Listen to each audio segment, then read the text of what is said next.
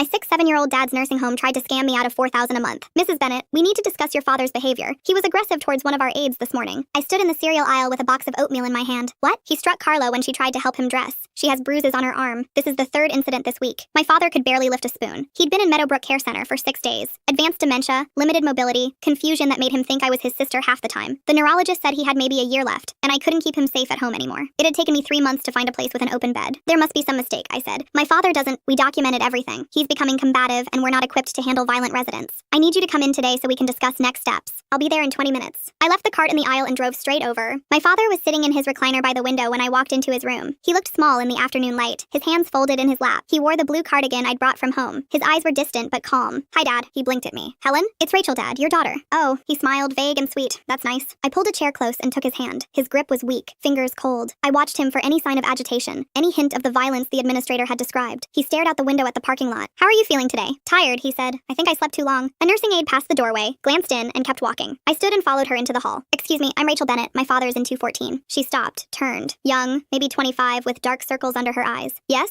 I got a call about an incident this morning. They said he hit someone. Her face went blank. I don't know anything about that. You don't know if a resident attacked a staff member? I wasn't on shift this morning. She looked past me down the hall. You should talk to the administrator. Can you tell me who was on shift? I'd like to speak with them. I really can't. She saw someone behind me and her expression shifted. Ms. Pritchard can help you. I turned. The administrator stood at the nurse's station watching us. Patricia Pritchard, mid-50s, blonde hair pulled into a tight bun, navy blazer over a white blouse. She'd given me the tour when I'd first visited, all warm smiles and reassurances about personalized care. Mrs. Bennett, let's talk in my office. I followed her down the hall. The office was small, neat, with framed certificates on the wall and a desk covered in file folders. She closed the door and gestured to a chair. I know this is difficult, she said, settling behind the desk. Dementia can cause sudden behavioral changes. My father has never been violent. Many families say that. She opened a folder and turned it toward me. These are the incident reports from the past week. I stared at the pages. 7 reports, each describing aggressive behavior, refusal of care, verbal threats, dates, times, staff signatures. The first one was dated 2 days after I'd admitted him. I visit every day, I said. I've never seen him act like this. Dementia patients often mask their symptoms around family. It's called showtime behavior. But our staff sees what happens when you're not here. She leaned forward. Your father needs a higher level of care than we can provide. I've found a memory care facility that specializes in aggressive dementia patients. Green Hill Manor. They have an opening next week. I'm not moving him. Her expression hardened. Mrs. Bennett, if your father continues to pose a danger to our staff, we will have no choice but to discharge him. And if you refuse to provide appropriate care, we may need to involve Adult Protective Services. I stood up, the folder still open on her desk. I want to speak with the aide he supposedly hit. She's not on shift today. Then I'll come back tomorrow. That's your right. Pritchard's smile was thin, cold. But these incidents are escalating. The longer you wait, the more you put your father and our staff at risk. I walked out without answering and went back to my father's room. He was asleep in the recliner, head tilted to one side, mouth slightly open. I sat with him until visiting hours ended, watching him breathe. He never moved. The next morning, I called Meadowbrook before I left for work. A different voice answered, bored and nasal. This is Rachel Bennett. My father is in room 214. I'd like to speak with Carla, the aide who was working with him yesterday. Hold on. Silence. Then music, some soft jazz loop. I waited 3 minutes before the line clicked. Mrs. Bennett, Pritchard's voice. Carla isn't available right now. When will she be available? She's taking a few days off. The incident with your father was quite traumatic for her. I need to speak with someone who was in the room when it happened. I've already provided you with the incident reports. Is there something else I can help you with? Yes, I want to see the security footage. A pause. We don't have cameras in resident rooms, privacy regulations, hallway cameras then, common areas. Our system has been experiencing technical issues this week. I'm afraid the footage isn't available. I hung up and drove to work. My phone rang twice during the morning, both times from Meadowbrook's main line. I let them go to voicemail. The first message was from a nurse named Denise. Mrs. Bennett, your father refused his medication this morning and threw his breakfast tray. We need you to call us back to discuss his care plan. The second message was Pritchard again. Mrs. Bennett, we've had another incident. Your father became verbally aggressive during his bath and had to be restrained for his own safety. Please call me as soon as possible. I left work at lunch and drove to Meadowbrook. My father was sitting in the dining room with 5 other residents, a tray of untouched food in front of him. Mashed potatoes, green beans, some kind of meat and gravy. He stared at it like he'd forgotten what it was for. Hi, Dad. He looked up, his face brightening. Rachel, you came. I come every day. I sat down across from him. Are you hungry? I don't know. He poked at the potatoes with his fork. What is this? Lunch?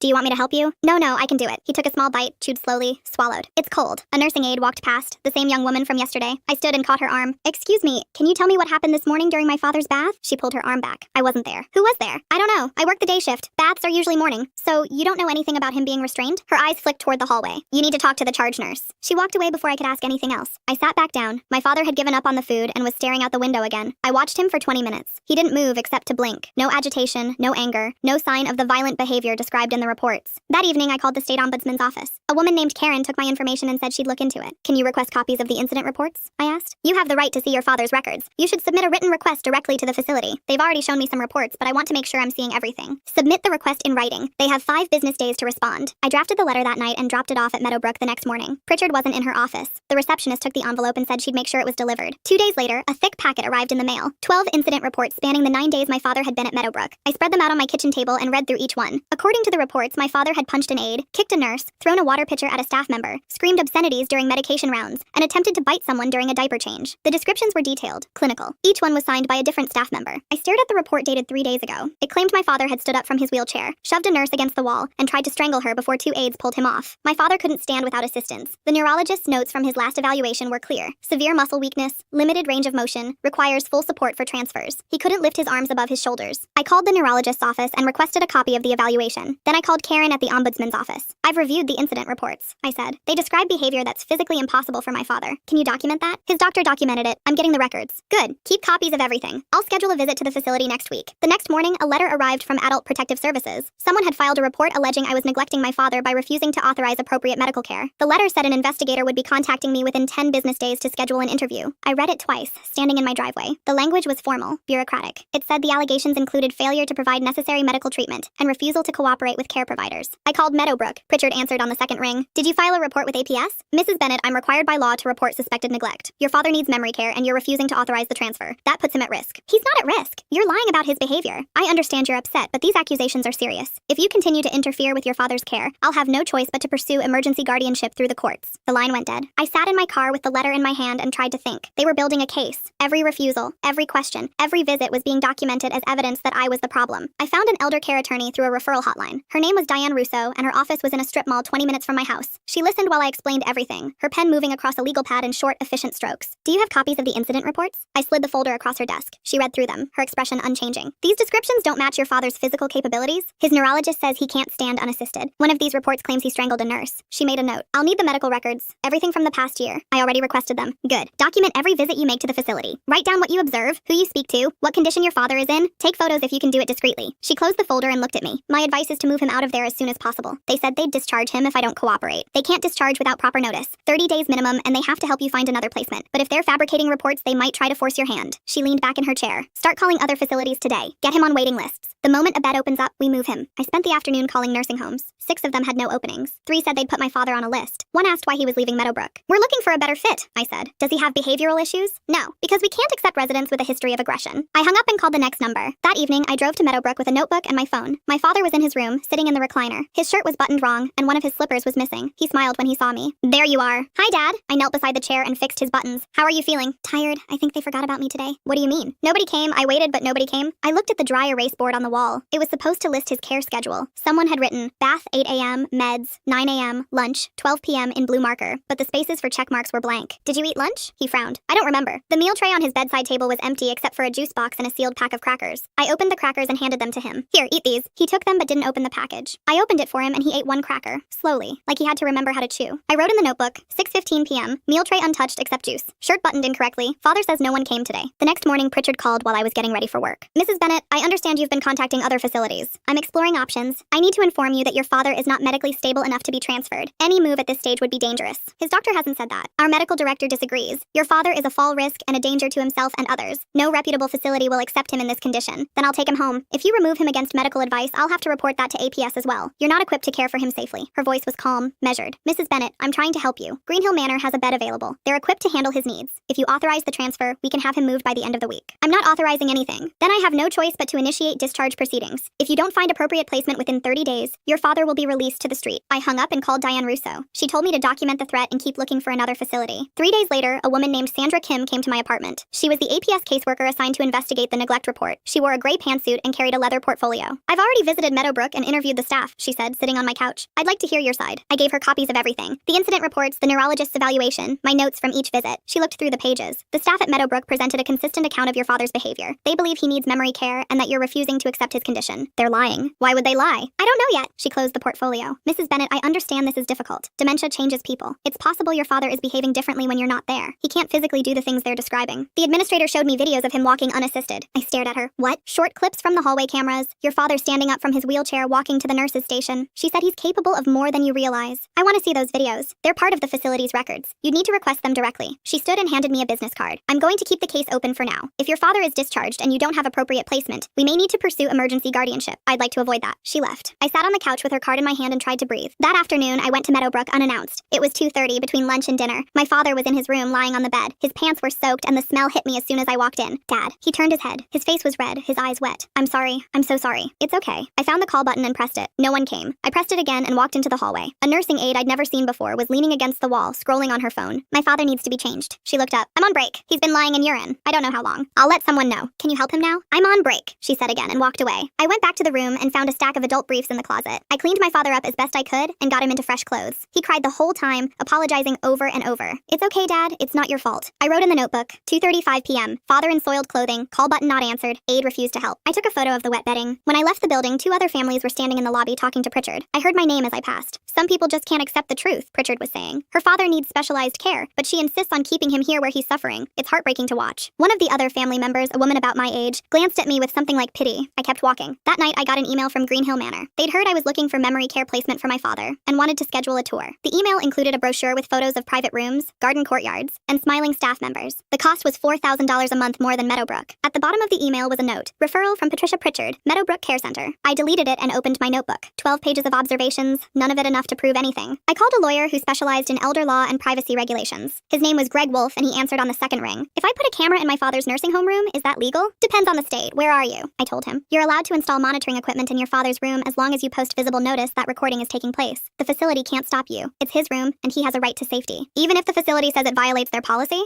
doesn't override state law. Post the notice, document that you posted it, and keep the footage secure. I ordered a small camera online with overnight shipping. It arrived the next afternoon. A black cube smaller than a deck of cards with a magnetic base. I charged it, downloaded the app, and drove to Meadowbrook. My father was asleep in his recliner when I walked in. I closed the door and mounted the camera on top of his closet, angled toward the bed and the recliner. Then I printed a notice on bright yellow paper and taped it to the wall beside the door. This room is monitored by video recording for safety purposes. I tested the app. The image was clear, the audio sharp. I could see my father's face, the bed, the doorway, and most of the room. I sat with him until dinner. He woke up confused, asking where his mother was. I held his hand and told him she was resting. He nodded and closed his eyes again. When I left, I made sure the notice was visible from the hallway. The first night of footage showed nothing unusual. A nursing aide came in at 9, helped my father into bed, and left. He slept through the night. The second night, no one came after 8. My father woke up around 11 and called out. No one answered. He tried to get out of bed, couldn't manage it, and lay back down. At midnight, he called out again. His voice was thin, frightened. He called for me for his mother. For someone named Eddie I didn't recognize. No one came until 6 the next morning. I watched the footage 3 times. My father had been alone, awake, calling for help for 7 hours. I saved the file and kept watching. The third day, a nursing aide came in at 10 in the morning and found my father still in bed, his sheets soaked. She wrinkled her nose, looked at the doorway, and left without touching him. She came back 20 minutes later with gloves and a single towel, changed him roughly while he cried, and left the soiled bedding in a pile on the floor. At 2 in the afternoon, another aide brought a lunch tray, set it on the table across the room, and left. My father was still in bed. He couldn't reach the food. The tray sat there untouched until someone took it away at 4. That evening, I watched the aide from the morning shift type something into a tablet while standing in the hallway outside my father's room. I couldn't see the screen, but she was in frame for 40 seconds, her face lit by the glow. Then she walked away. I checked the incident reports the next day. The report from that shift said my father had refused lunch, thrown his medication cup at the wall, and attempted to bite the aide during a diaper change. None of it had happened. I called Diane Russo and sent her the footage. She called me back within an hour. This is neglect. Document everything. Keep recording. What do I do with it? We'll need it for the state, but don't share it yet. Keep gathering evidence. The footage from the next week showed the same pattern. My father was left alone for hours, sometimes through entire shifts. When staff did come in, they were rushed, rough, impatient. One aide yanked his arm hard enough to make him yelp. Another spoke to him like he was a dog. A third ignored him completely when he asked for water, walking out while he was mid-sentence. Every shift ended with someone typing on a tablet in the hallway. Every day, new incident reports appeared in his file. On the 8th day of recording, Pritchard walked into my father's room while I was sitting with him. She looked at the camera, then at the notice on the wall. What is that? A camera. You can't have that in here. State law says I can. My father has a right to safety monitoring. Her jaw tightened. It violates our policy. Patients have a right to privacy. He's my father, and this is his room. The notice is posted. If your staff doesn't want to be recorded, they can provide care the way they're supposed to. She stepped closer, her voice dropping. Remove it or I'll have security take it down. Touch it and I'll file a police report for theft. She stared at me for a long moment, her face flushed. Then she turned and walked out. I got a certified letter 2 days later. It said the camera violated facility policy, created a hostile work environment, and had to be removed within 24 hours, or my father would be discharged for cause. I forwarded it to Diane Russo. She sent a response on her firm's letterhead within 2 hours, citing the state statute and informing Meadowbrook that any retaliation or discharge charge related to the lawful monitoring device would result in legal action. The camera stayed. I kept watching the footage. By the end of the second week, I had 40 hours of recordings showing neglect, rough handling, and falsified reports. I also had something else. The same 3 staff members appeared in almost every incident, 2 aides and a nurse. They worked the morning and evening shifts, and they were the ones who spent the least time in my father's room. They were also the ones I saw typing on tablets in the hallway after every shift. I started writing down names from their ID badges. On a Wednesday afternoon, I was sitting in the Meadowbrook lobby reviewing footage on my phone when another family walked in. A man about my age and an older woman, maybe his mother. They were arguing in low voices with Pritchard near the front desk. "He's not aggressive," the man was saying. "You're making this up." "Mr. Torres, I understand this is hard to hear, but your grandfather needs more intensive care than we can provide. Green Hill Manor has an excellent program for patients like him. He doesn't need a memory care facility. He's confused sometimes, but he's not violent." The incident reports say otherwise. The man's voice rose. "I've never seen him act that way, not once."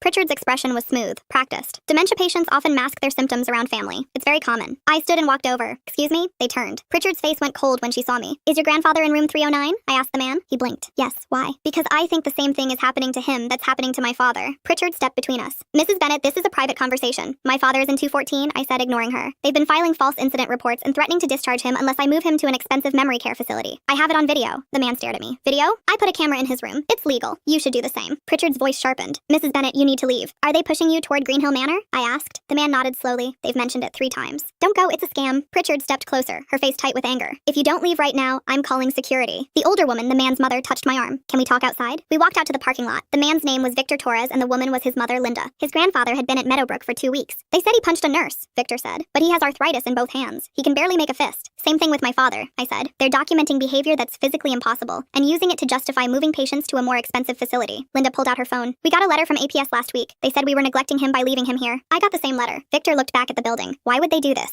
"I don't know yet, but I have 2 weeks of footage showing how they're doing it." I gave him my number. "Install a camera, post the notice, record everything, then call me." They left and I sat in my car watching the entrance. 20 minutes later, another family came out. An older couple walking slowly toward the parking lot. The woman was crying. I got out and approached them. "Excuse me, is your family member a resident here?" The man turned. His face was tired, worn. "Our daughter, room 218. Are they trying to move her to another facility?" His wife's expression cracked. "They said she's too difficult, that we're refusing to accept she needs help. Has anyone mentioned Green Hill Manor?" They both nodded. I gave them my number too. Victor called me 2 days later. His voice was tight, controlled. I put the camera up. "You were right. What did you see?" "They left him in bed all morning. Didn't bring food, didn't check on him. Then the aide came in, typed something on her tablet in the hallway, and left. The incident report says he threw his breakfast tray and tried to kick her. Same pattern as my father. I want to meet. Can you come to my house tonight?" He lived in a townhouse 20 minutes away. Linda answered the door and led me to the kitchen table where Victor had his laptop open. He played the footage without saying anything. His grandfather lying in bed, alone, for 3 hours. An aide walking in, glancing at him, walking out. The tablet in the hallway, the typed report. "I called the other family you talked to," Victor said. "The couple with the daughter in 218. They installed a camera too. Same thing." Linda pulled out a folder. "We also got this yesterday. It was a discharge notice.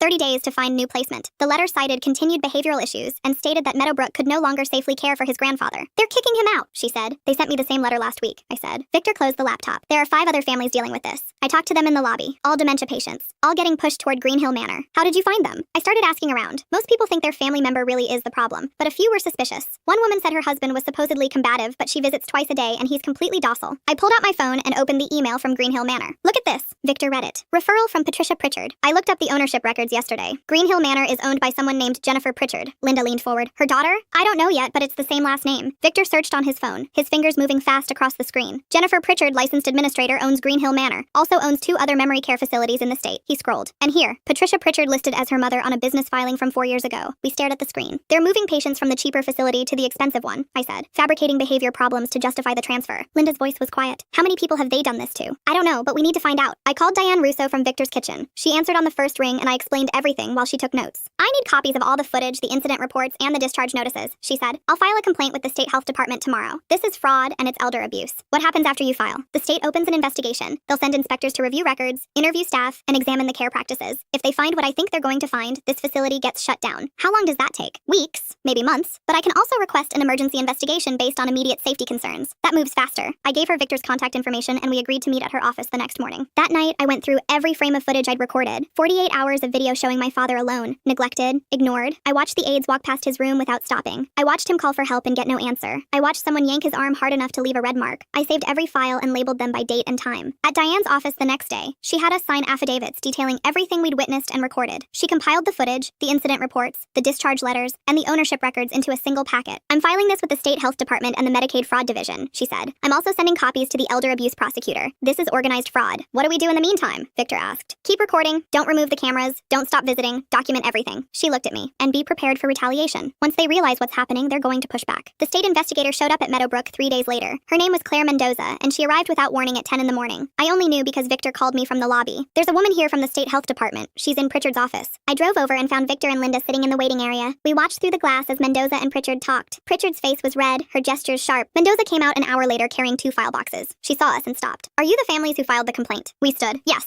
I need to interview each of you separately. Can you stay? We waited while she set up in an empty conference room. She interviewed me first, recording everything on a small digital recorder. Walk me through what you observed. I went through it step by step. The false reports, the neglect, the pressure to transfer my father, the APS complaint, the discharge threat. I showed her the footage on my phone. She watched in silence. When it ended, she made a note on her pad. How many other families are experiencing this? At least 6 that we know of. All dementia patients? Yes. She interviewed Victor and Linda next, then the couple with the daughter in 218. By the time she finished, it was almost 4 in the afternoon. Pritchard tried to intercept her in the lobby. Ms. Mendoza, I'd like to clarify a few things about the complaints. I'll contact you when I have questions. Mendoza walked past her and out the door. I followed her to the parking lot. What happens now? She stopped at her car and looked back at the building. I'm reviewing their care logs, staffing records, and financial disclosures. I've already found discrepancies. What kind of discrepancies? Incident reports filed during times when no staff were assigned to those rooms. Patients documented as aggressive during shifts that were understaffed by half. Transfer recommendations to a facility owned by the administrator's daughter. She opened her car door. Keep your camera running. Don't let them intimidate you. This investigation is going to take a few weeks, but I've seen enough to refer this to the prosecutor's office. She drove away and I stood in the parking lot watching the building. The next morning I got a call from a lawyer representing Meadowbrook. He told me I was being sued for defamation, harassment, and violating the privacy of staff members. Your client is fabricating reports and neglecting patients, I said. Those are serious allegations with no basis in fact. Remove the defamatory statements you've made to other families or we'll pursue damages. I hung up and called Diane. She laughed when I told her. They're panicking. Don't respond. Let me handle it. That afternoon, Pritchard called a meeting in the common area. I heard about it from Linda, who was visiting her husband's grandfather. She told everyone that some families were spreading lies about the facility and trying to destroy their reputation, Linda said. She said we were the reason good staff were quitting and patients weren't getting proper care. Did she name us?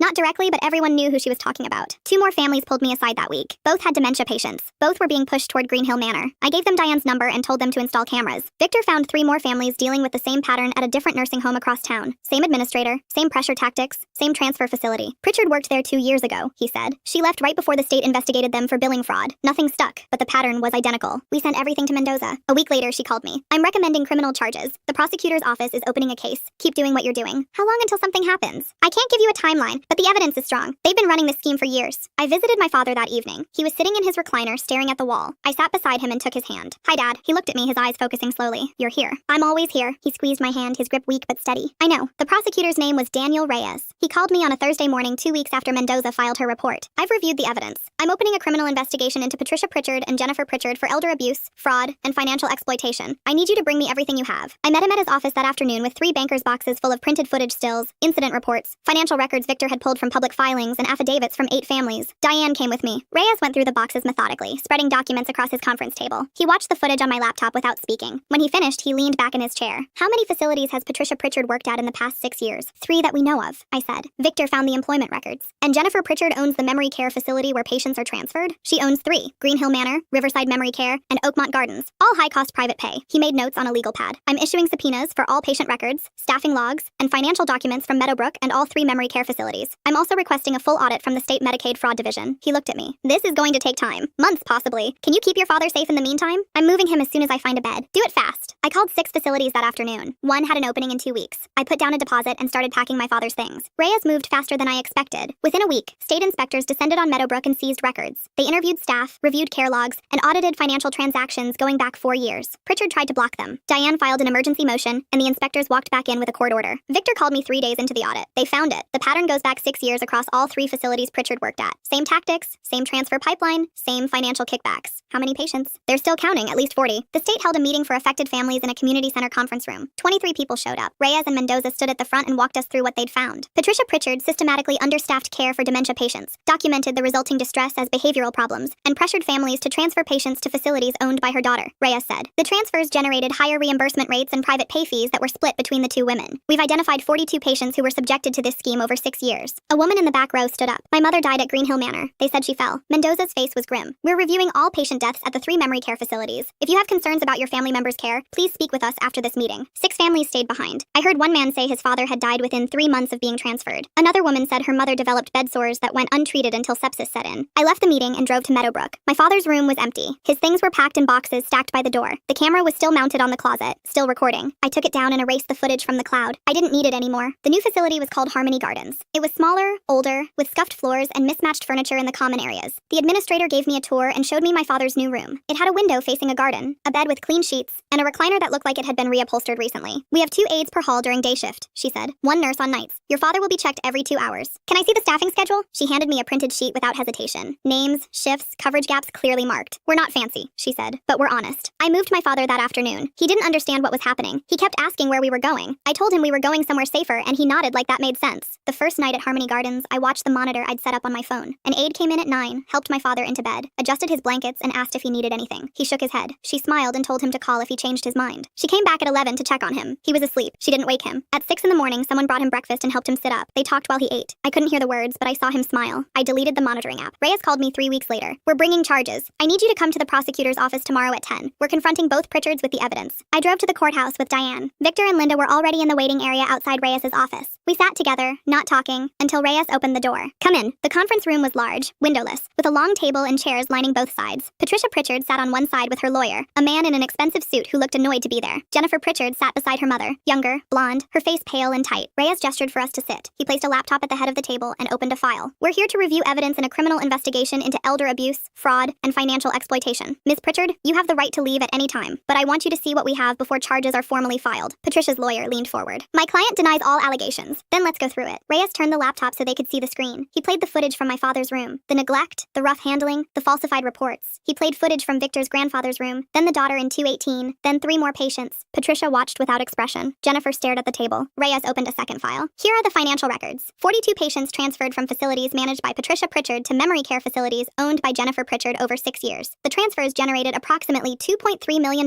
in additional revenue, split between Meadowbrook's operating budget and Greenhill Manor's accounts. We have bank records showing monthly payments from Greenhill Manor to an LLC owned by Patricia Pritchard. Patricia's lawyer started to speak. Reyes held up a hand. I'm not done. We also have testimony from 12 staff members who were instructed to understaff specific patient rooms, skip care rounds, and falsify incident reports. 3 of them recorded conversations with Patricia Pritchard, where she explicitly told them to document behavioral issues that didn't occur. He slid a stack of printed transcripts across the table. Patricia's lawyer skimmed the first page. His face went tight. These patients were neglected, abused, and exploited for profit, Reyes said. 5 of them died within months of being transferred. We're reviewing those deaths now. Patricia's voice was cold, controlled. Those patients needed higher level care. I made medical recommendations based on their behavior. If families refuse to follow those recommendations, that's not my fault. You fabricated the behavior? Staff documented what they observed. Staff documented what you told them to document. She didn't answer. Jennifer's hands were shaking. She gripped the edge of the table and stared at her mother. We couldn't keep the facility open, she said quietly. Patricia turned. Don't! Greenhill was losing money. We were going to shut down. She said she could help. Jennifer stopped talking. She said dementia patients with behavioral issues generated higher reimbursement rates. All we had to do was create the documentation. Her voice broke. I didn't know they were lying. I thought the patients really needed the care. Patricia stood up. We're done here. Sit down, Reyes said. Her lawyer touched her arm. She sat. Reyes closed the laptop. Patricia Pritchard, Jennifer Pritchard, you're both under arrest for elder abuse, fraud, conspiracy to commit fraud, and financial exploitation of vulnerable adults. Additional charges may be filed pending the outcome of the death investigations. 2 officers came in from the hallway. They read the Pritchards their rights and cuffed them. Patricia stared straight ahead, her face blank. Jennifer cried. They walked them out. The room was silent. Diane touched my shoulder. It's over. The state shut down Meadowbrook 2 days later. All 63 residents were evaluated and transferred to other facilities. 15 of them had been subjected to the same scheme. The rest were moved because the facility couldn't operate under emergency state management. Victor and I met with the other families once a week for the next 2 months. We compiled evidence for the civil suits, tracked the criminal case, and made sure everyone's family member was safe in their new placement. The trial took 8 months. Both Pritchards were convicted on all counts. Patricia got 6 years. Jennifer got 4. The settlement from the lawsuit came a year later. I used my portion to start a nonprofit that teaches families how to recognize signs of neglect and financial exploitation. We train people to document care, request records, and install monitoring equipment. We've helped 32 families so far. My father lived another 11 months after I moved him to Harmony Gardens. He forgot my name most days, but he smiled when I walked in. The staff called him Mr. Ray and treated him gently. He died in his sleep on a Tuesday morning with clean sheets and no bruises. I was there when it happened. I'd been sitting with him since dawn, holding his hand. He opened his eyes once, looked at me, and squeezed my fingers. You're here, he said. I'm always here. He closed his eyes and stopped breathing a few minutes later. The nurse came in and checked his pulse, then nodded at me. I sat with him for another hour before I called anyone. They didn't steal that from us.